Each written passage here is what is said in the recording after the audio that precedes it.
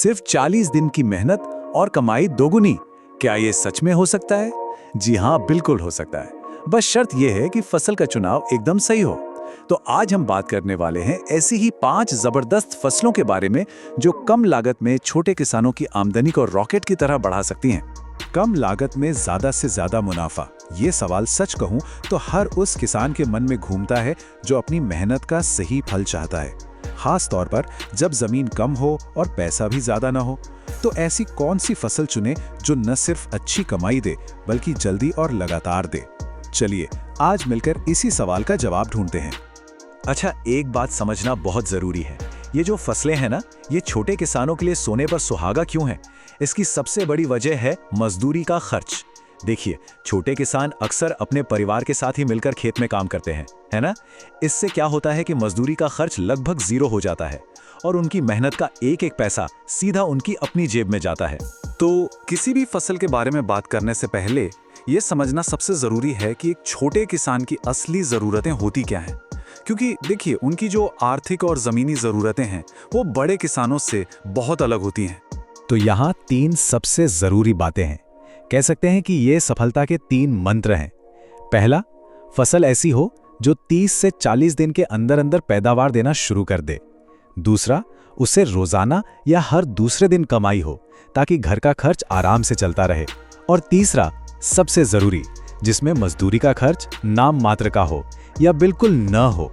बस इन्हीं 3 पैमानों पर हम अपनी फसलों को तौलेंगे। तो हमारी लिस्ट में जो पहली 2 जबरदस्त फसलें हैं वो हैं भिंडी और खीरा। चलिए देखते हैं कि ये छोटे किसानों के लिए इतनी खास क्यों है और सबसे बड़ी बात, इन दोनों में से कौन सी बेहतर साबित हो सकती है। अब देखिए, यहाँ एक बहुत ही दिलचस्प बात है और वो है इनकी तुड़ाई की लागत। दोनों ही फसलें लगभग 40 दिन में तैयार हो जाती हैं, ये तो ठीक है, लेकिन भिंडी की तुड़ाई का खर्च आता है करीब 3 से 7 रुपए प्रति किलो। वहीं खीरे की तुड़ाई का खर्च सिर्फ 25 से 50 पैसे प्रति किलो। सोचिए जरा, यही छोटा सा दिखने वाला फर्क मुनाफे को कितना बड़ा बना सकता है। जरा सोच कर देखिए, 1 एकड़ भिंडी की फसल लगाने में खर्च आता है सिर्फ 8 से 10 हजार रुपए। बस इतना। ये कम लागत ही इसे उन किसानों के लिए एक बहुत ही शानदार और किफायती ऑप्शन बनाती है जो शुरुआत में ज्यादा पैसा नहीं लगा सकते। वहीं खीरे की खेती में ना, लागत को लेकर थोड़ी फ्लेक्सिबिलिटी है। मतलब अगर इसे पारंपरिक तरीके से किया जाए तो 1 एकड़ का खर्च लगभग 10 हजार रुपए ही आएगा। लेकिन हाँ, अगर कोई ड्रिप इरिगेशन और मल्चिंग जैसे एडवांस तरीके अपनाना चाहे तो यही खर्च बढ़कर 40 से 50 हजार रुपए तक भी पहुंच सकता है।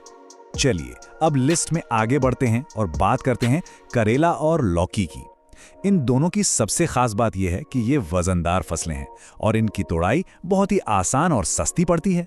ये छोटे किसानों के लिए एक बहुत बड़ा प्लस पॉइंट है ना। और ये भी बहुत जल्दी तैयार होती हैं। करेला और लौकी दोनों ही फसलें लगाने के बस 35 से 45 दिनों के अंदर ही पैदावार देना शुरू कर देती हैं। मतलब साफ है, जो पैसा लगाया उस पर रिटर्न बहुत जल्दी हाथ में आने लगता है। अगर दोनों की तुलना करें तो करेले की देखरेख काफी आसान है और इसमें कीटनाशकों का ज्यादा खर्च भी नहीं आता। दूसरी तरफ लौकी का उत्पादन बहुत जबरदस्त होता है, जिससे कुल आमदनी बढ़ जाती है। और खर्च की बात करें तो दोनों का शुरुआती खर्च भी करीब 10 से 12 हजार रुपए प्रति एकड़ के आसपास ही रहता है। लेकिन हाँ, लौकी के साथ एक छोटा सा रिस्क भी जुड़ा है। होता क्या है कि जब बाजार में इसकी सप्लाई एकदम से बढ़ जाती है तो कीमतें धड़ाम से नीचे आ जाती हैं। अब ये बड़े किसानों के लिए तो एक बहुत बड़ा खतरा है, पर छोटे किसान जो अपनी फसल सीधे लोकल या रिटेल मार्केट में बेचते हैं वो इस जोखिम से काफी हद तक बचे रहते हैं। और अब बारी है हमारी 5वीं और सबसे खास फसल की, पछेती धनिया। हाँ, इसमें जोखिम थोड़ा ज्यादा है, मैं मानता हूँ, लेकिन अगर किस्मत ने साथ दिया और मेहनत रंग लाई तो मुनाफा भी जबरदस्त है। इसकी जो स्ट्रैटेजी है ना, वो बहुत सिंपल लेकिन बहुत असरदार है। सोचिए, फरवरी के आखिरी हफ्ते में जब ज्यादातर किसान दूसरी फसलों की तैयारी में लगे होते हैं, उस वक्त धनिया बोना है। इससे क्या होगा, फसल अप्रैल में तब तैयार होगी जब मार्केट में धनिया की भारी कमी होती है और दाम आसमान छू रहे होते हैं। हाँ, पछेती धनिया की खेती में प्रति एकड़ लागत थोड़ी ज्यादा है। ये लगभग 15 हजार रुपए या उससे भी थोड़ी ऊपर जा सकती है, लेकिन इससे जो भारी मुनाफा मिलने की उम्मीद होती है वो इस लागत को पूरी तरह से जायज ठहराता है। अब यहाँ एक खास तकनीक बता रहा हूँ जिससे पैदावार को और भी बढ़ाया जा सकता है। करना क्या है, धनिया के बीजों को पहले हल्के हाथ से रगड़कर 2 हिस्सों में तोड़ लेना है। फिर उन्हें पानी में भिगोना है और थोड़ी सी राख में मिलाकर बोना है। इस देसी तरीके से बीज बहुत तेजी से उगते हैं और फसल भी जल्दी तैयार होती है।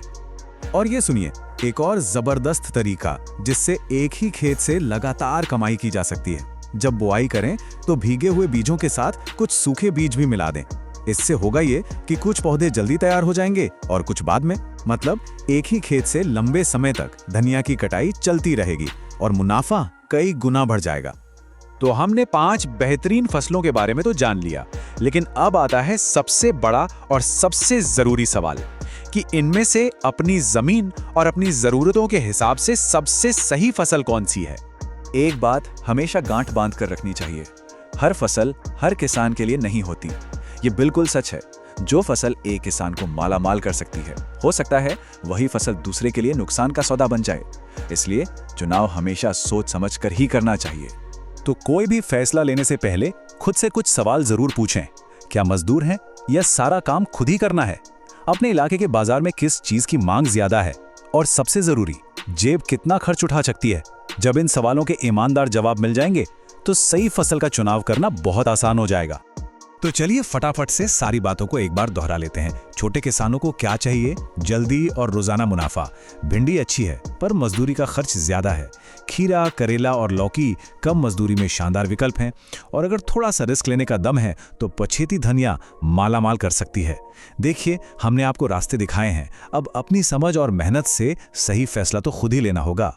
अगर आज की इस चर्चा से कुछ भी नया सीखने को मिला हो तो इसे लाइक करके हमारा हौसला जरूर बढ़ाइएगा और खेती किसानी से जुड़ी ऐसी ही काम की जानकारियों के लिए हमारे साथ जुड़े रहें। मिलते हैं अगली बार एक नई जानकारी के साथ। तब तक के लिए जय जवान जय किसान।